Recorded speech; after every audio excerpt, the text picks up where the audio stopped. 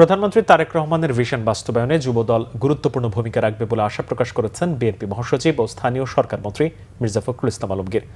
যুবদলের নবনির্বাচিত কমিটি ও নেতাকর্মীদের নিয়ে শহীদ রাষ্ট্রপতি জিয়াউর রহমান ও সাবেক প্রধানমন্ত্রী বেগম খালেদা জিয়ার সমাধিতে শ্রদ্ধা নিবেদন শেষে তিনি কথা বলেন।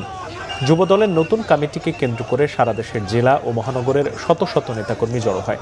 এ সময় বিএনপি মহাসচিব বলেন, প্রধানমন্ত্রী তারেক রহমান ঘোষিত রাষ্ট্র সংস্কার ও উন্নয়নের ভিশন বাস্তবায়নে যুবদল অগ্রণী ভূমিকা রাখবে। নতুন কমিটি নেতাকর্মীদের ঐক্যবদ্ধভাবে কাজ করার আহ্বান জানান মির্জা ফখরুল ইসলাম আলমগীর। শ্রদ্ধা নিবেদন শেষে দেশ ও জাতির কল্যাণে বিশেষ মোনাজাত করা হয়।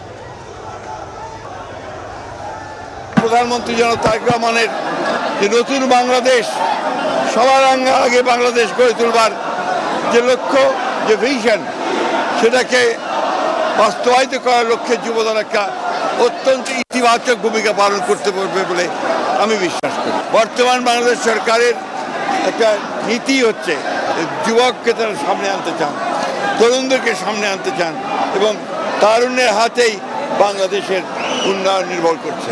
আজকে সেই জন্যে এই নতুন কমিটির যে কাজ, দায়িত্ব, সেটা অপরিসীম। আমরা বিশ্বাস করি তারা আমাদের দেশনায়ক, আমাদের নতুন বাংলাদেশের নেতা, ডাইনামিক লিডার তারেক রহমান সাহেবের নেতৃত্বে সামনের দিকে এগিয়ে যাবে, বাংলাদেশকে একটি অপ্রতিদ্বন্দ্বী একটা রাষ্ট্রে পরিণত করতে সক্ষম।